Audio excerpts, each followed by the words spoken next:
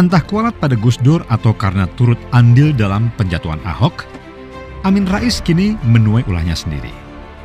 Bukan dibalas oleh keluarga Gus Dur, apalagi dilawan Ahok, melainkan mengalami cobaan dari Tuhan di usianya yang kian renta datang bertubi-tubi. Sudah kredibilitasnya sebagai tokoh hancur, anaknya mencoreng nama baiknya, kemudian tidak lagi memperoleh dukungan dari partai yang didirikannya, juga membangun komunitas baru pun tidak meraih simpati publik. Dipikirnya rakyat Indonesia mudah sekali ditipu seperti di zaman Orde Baru. Padahal, kini rakyat sudah cerdas. Tak lagi mau mengkonsumsi agitasi, propaganda, apalagi fitnah-fitnah dengan balutan perjuangan agama. Entah apa yang ada di kepala profesor serta mantan ketua umum salah satu ormas terbesar di Indonesia ini. Di masa lansia, malah sangat menyedihkan. Mengapa tidak mencontoh seniornya di Muhammadiyah, A.R. Fakhrudin atau Buya Syafi'i Ma'arif?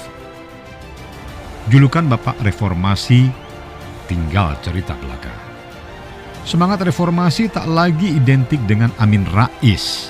Jangankan simpatisan PAN, di akar rumput bahkan banyak kader Muhammadiyah merasa malu dengan sepak terjang pria kelahiran 1944 itu.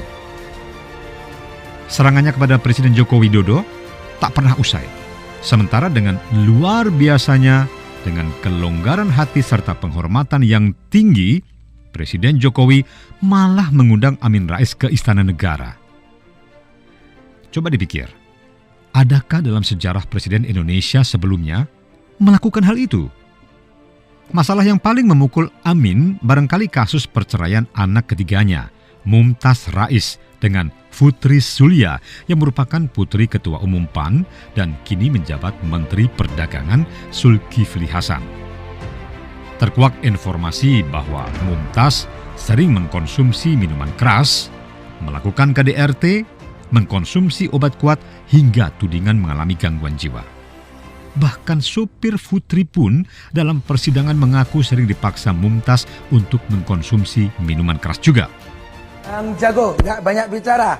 Bang Jago, langsung aksi bukan teori. Menyumbang sebesar uang tunai 100 juta rupiah untuk semua Hindilia. Mantap. Yang waras tidak boleh mengalah terhadap mereka para pencoleng-pencoleng agama yang menjadikan agama sebagai alat politik.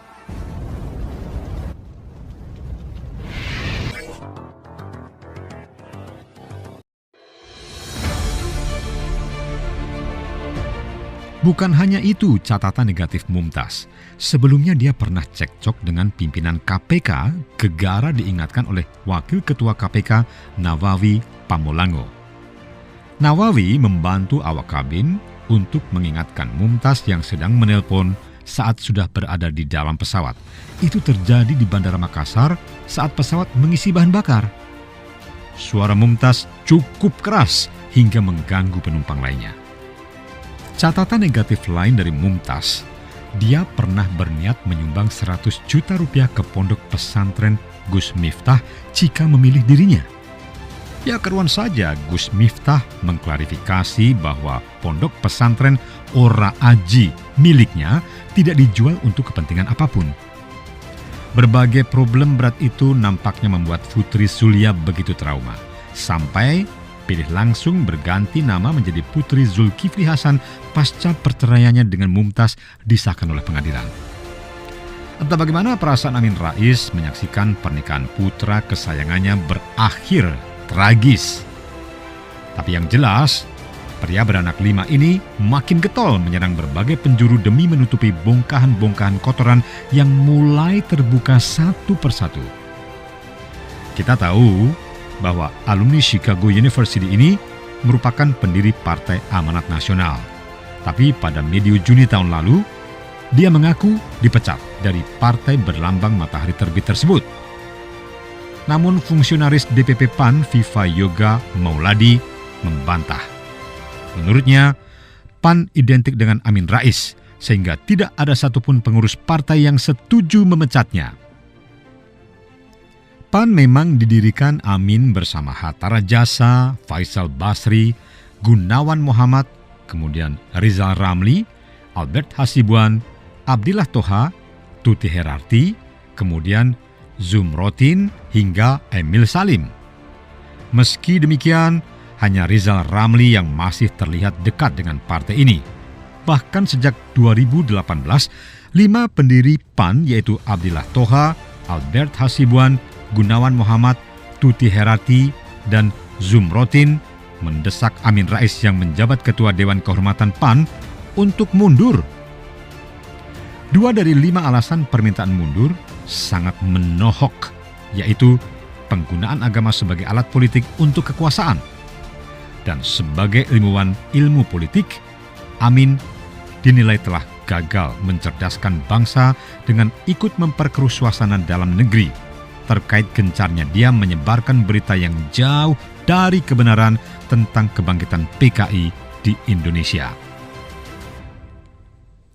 Dalam sejarah reformasi Indonesia, terutama saat proses menurunkan Soeharto, Amin pernah disebut-sebut berhasil menggerakkan mahasiswa. Namun tidak sedikit pihak yang meragukan hal itu. Nah, mengapa? Pada awal pergerakan mahasiswa, Amin Rais lebih banyak berbicara di televisi dan tidak ikut turun ke jalan. Baru setelah gelombang aksi mahasiswa meluas dan masif, Amin keluar dari zona nyaman di kampus. Keraguan akan kiprah Amin Rais menguat ketika dia menurunkan Gus Dur dari jabatan presiden. Padahal, naiknya Gus Dur didukung oleh poros tengah di mana PAN berada di dalamnya. Bersama PKB, P3, PKS yang dulu masih bernama Partai Keadilan, dan PBB, PAN berupaya menjegal Megawati Soekarno Putri, Ketua Umum PDIP yang memenangkan pemilu 1999 dengan dalih Islam tidak merestui pemimpin perempuan. Merasa berjasa besar ditambah mahasiswa masih banyak yang mendengarkan omongannya, Amin Rais yang waktu itu menjadi Ketua MPR berupaya menyetir Presiden Gus Dur. Tahu akal licik Amin, Gus Dur tidak mau dikendalikan. Akibatnya, dia hanya menduduki jabatan 20 bulan saja dan digantikan wakil presiden saat itu, Megawati. Di masa Presiden Susilo Bambang Yudhoyono, Amin lebih banyak diam. Hilangnya sikap kritis itu pantas diduga karena Amin Rais menjabat komisaris PT Freeport.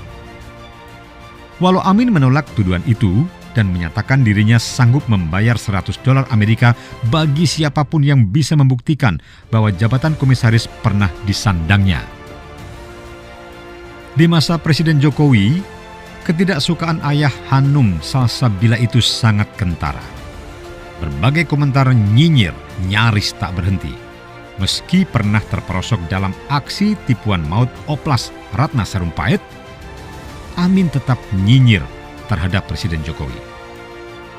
Ia pernah menuding bahwa Presiden Jokowi dan Luhut Binsar Panjaitan mengalami sebuah gangguan kejiwaan bernama sindrom narsistik megalomania.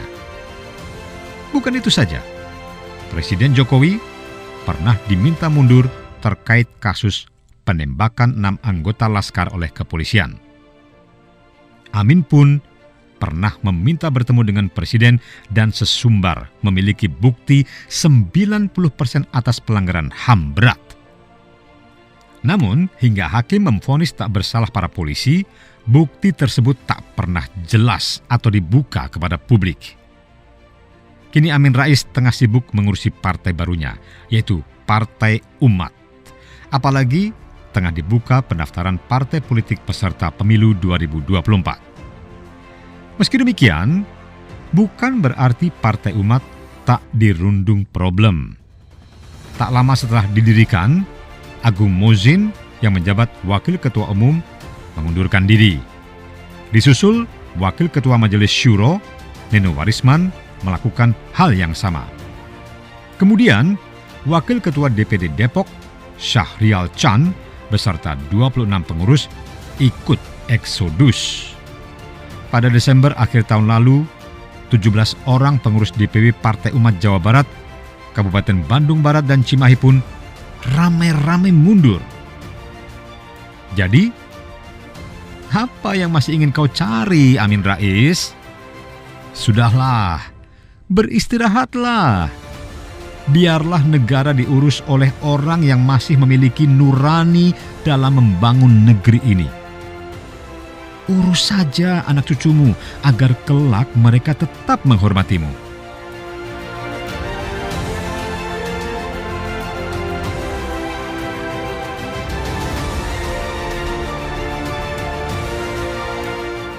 Cita-cita kita di tahun 2045, 1 abad Indonesia merdeka, mestinya insya Allah Indonesia telah keluar dari jebakan pendapatan kelas menengah.